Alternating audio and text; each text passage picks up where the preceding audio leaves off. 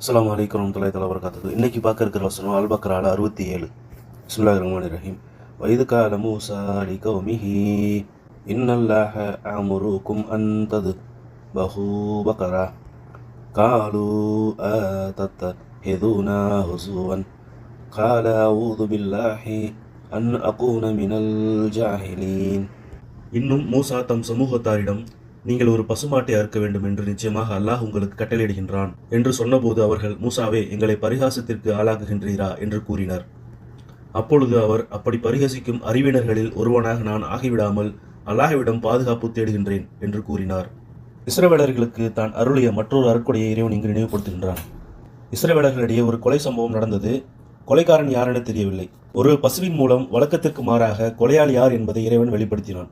கொலையுண்ட மனிதரை மீண்டும் உயிர்ப்பித்து கொலையாளி யார் என்பதை சொல்ல வைத்தான். அது என்ன சம்பவம்னு இப்போ நம்ம பார்க்கலாம். உபைதா அஸ்ஸல்மானி ரஹ்மத்துல்லாஹி அலைஹி அவங்க அறிவிக்கிறாங்க, இஸ்ரவேலர்களில் பெரும் செல்வந்தர் ஒருத்தர் இருந்தார். அவருக்கு வாரிசு இல்லை, ஆனால் அவருக்கு சகோதரனுடைய மகன் ஒருத்தர் இருந்தார். அவருடைய சொத்துக்கு ஆசைப்பட்டு அவரை கொண்டுட்டார். அவரோட பிணத்தை இரவில் சுமந்து கொண்டு வந்து இஸ்ரவேலர் ஒருத்தருடைய வீட்டுக்கு முன்னாடி போட்டுட்டு போயிட்டார். மறுநாள் காலையில் அவன் வந்து அந்த கொலை குற்றத்தை அந்த வீட்டார் தான் செஞ்சாங்க அப்படின்னு சொல்லிட்டான். வாக்குவாதம் கை கலப்பாச்சு. ஆயுதத்தை எடுத்து ஒருத்தவங்க தாக்கிக்கிட்டாங்க. அதில் உள்ள ஒருத்தர் என்ன பண்ணாருன்னா, நீங்கள் ஏன் ஒருத்தருக்கு ஒருத்தர் அடிச்சுக்கிட்டு சாக போகிறீங்க, உங்ககிட்ட தான் அல்லாஹ்வுடைய தூதர் இருக்காரு, அவங்கள்ட்ட சொன்னால் அவங்க கண்டுபிடிச்சி கொடுக்க மாட்டாங்களா யார் கொலையாளி அப்படின்னு சொன்னார். உடனே அந்த மக்கள் மூசா அலைஹிஸ்ஸலாம் அவங்கள்ட்ட வந்து நடந்ததை சொன்னாங்க. அல்லாஹ்வுடைய உத்தரவின் பேரில் ஒரு பசுமாட்டை அறுக்குமாறு மூசா அலைஹிஸ்ஸலாம் அவங்க சொன்னாங்க. பசுமாட்டை அறுக்கிறத வச்சு எப்படி குற்றவாளியை கண்டுபிடிக்க முடியும் அப்படின்னு அவங்க கேள்வி பண்ணாங்க. அதனால தான் நான் மதியினர்களில் ஒருவனாக ஆவதிலிருந்து அல்லாஹ்விடம் பாதுகாப்பு கோருகிறேன் அப்படின்னு மூசா அலைஹிஸ்ஸலாம் சொன்னாங்க. அதுக்கப்புறம் அந்த பசுவோடைய அடையாளம் குறித்து கேள்விக்கு மேலே கேள்வி கேட்டு மூசா அலைஹிஸ்ஸலாமை கேள்வியால் துளைச்சி எடுத்தாங்க. சாதாரணமாக ஒரு பசுவை பிடிச்சிட்டு வந்து அறுத்திருந்தாலே அந்த பிரச்சனைக்கு தீர்வு கிடைச்சிருக்கும். ஆனால் அவங்க கேள்விக்கு மேலே கேள்வி கேட்டு அந்த விஷயத்தை கடுமையாக்கிக்கிட்டாங்க. அதனால் எந்த பசுவை அறுக்கணும்னு அல்லாஹ் கட்டளையிட்டானோ அதை தேடி பிடிக்கிற வரைக்கும் அல்லாஹும் அவங்க மீது கடுமையாயிட்டு, கடைசியாக அந்த பசு ஒரு மனுஷன்ட்ட இருந்துச்சு. அதை பார்த்து அவங்கள்ட்ட அந்த பசுவை விலக்கி கேட்டாங்க. அவரோ அல்லாஹின் மீது ஆணையாக, பசுவின் தோல் நிறைய தங்கம் தந்தாதான் பசுவை தருவேன், கொஞ்சம் கூட குறைக்க மாட்டேன் அப்படின்னு சொல்லிட்டாரு. உடனே தோல் நிரம்பும் அளவுக்கு தங்கத்தை கொடுத்து அந்த பசுவை விலைக்கு வாங்கிக்கிட்டாங்க. பசுவை வாங்கி அதை அறுத்து அதனுடைய ஒரு பகுதியை எடுத்து கொல்லப்பட்டவருடைய சடலத்தின் மீது அடித்தனர். அவர் உயிர் பெற்று எழுந்தார். உம்மை கொலை செய்தவர் யார் அப்படின்னு கேட்க, உடனே அவர் இவர்தான் அப்படின்னு தன்னுடைய சகோதரனுடைய மகனை கை காமிச்சார். தன்னுடைய சகோதரனுடைய மகனை அடையாளம் காட்டிட்டு மறுபடியும் அப்படியே சரிஞ்சு போய் இறந்து போயிட்டாரு. அதனால அவருடைய சகோதரர் மகனுக்கு எந்த விதமான பங்கும் சொத்திலிருந்து கொடுக்கப்படலை. அன்னையிலிருந்து கொலை செய்தவன் கொல்லப்பட்டவருக்கு வாரிசாக ஆக்கப்படுவதில்லை. இந்த விஷயத்தை உபாகமம் 21 3 மற்றும் 4 வசனங்கள் சொல்லுது. கொலை செய்யப்பட்டவனுக்கு சமீபமான பட்டணத்து மூப்பர் வேலையில் பண்படாததும் நுகத்தடியில் பிணைக்கப்படாததுமான ஒரு கிடாரியை பிடித்து உழுது விதையாத தரிசான பள்ளத்தாக்கிலே அதன் தலையை வெட்டி போட கடவர்கள் இப்படின்னு உபாகமம் 21 3 மற்றும் 4 வசனங்கள் சொல்லுது. இன்னொரு அறிவிப்பில் சுத்தி ரஹ்மத்துல்லாஹி அலைஹி அவங்களுடைய கூற்றுப்படி, இஸ்ரவேலர்களில் ஒரு பெரும் செல்வந்தர் இருந்தார். அவருக்கு வாரிசா ஒரு மகளும் வறுமையில் வாடும் ஒரு சகோதரனுடைய மகனும் இருந்தாங்க.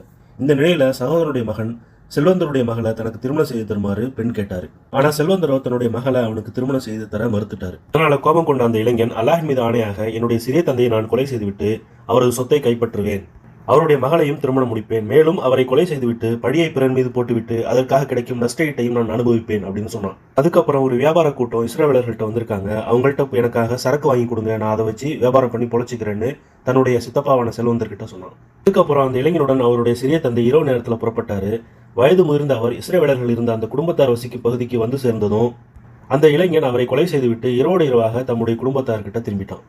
மறுநாள் காலையில் தன்னுடைய சிறிய தந்தையை தேடுவது போல பாசாங்கம் செஞ்சுட்டு அவரை பற்றி எதுவும் தெரியாத போல நடித்தான். கொஞ்ச நேரம் கழித்து அவருடைய சடலத்தை நோக்கி நடந்து வந்து அந்த குடும்பத்தார் வசிக்கும் பகுதியில் அவர் கொல்லப்பட்டு கிடந்ததால, நீங்கள் தான் என்னுடைய சிறிய தந்தையை கொலை பண்ணிட்டீங்க அப்படின்னு சொல்லி இழப்பீடு தொகை கேட்டான். என்னுடைய சிறிய தந்தைக்கு ஏற்பட்ட கதி அப்படின்னு கூப்பாட்டு போட்டு அழுது அரற்றிய வண்ணம் தன்னுடைய தலையில மண்ணை வாரி தூற்றி கொண்டான். அதோடு மட்டுமல்லாமல் மூசா அலைஹிஸ்ஸலாம் அவங்கள்ட்ட முறையிட்டு இறந்து போனவருக்கான இழப்பீட்டு தொகையை வாங்கி தர சொன்னான். மூசா அலைஹிஸ்ஸலாம் அவங்களும் அப்படியே தீர்ப்பளிச்சாங்க. ஆனால் இஸ்ரவேலர்கள் இதுக்கு ஒத்து வரல. மூசா அலைஹிஸ்ஸலாம் அவங்கள்ட்ட, அல்லாஹ்வுடைய தூதரே, நீங்கள் யாருன்னு இறைவனிடத்தில் கேட்டு கொலையாளி யாருன்னு கண்டுபிடிச்சி சொல்லுங்க.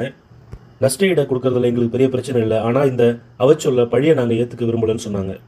அதுக்கப்புறம் தான் ஒரு பசுமாட்டை பிடிச்சு அறுக்குமாறு அல்லாஹ் உத்தரவிட்டான். அல்லாஹ் சொன்ன உடனே ஏதோ ஒரு பசுமாட்டை பிடிச்சு அறுத்திருந்தா இவ்வளவு பிரச்சனை இல்லை.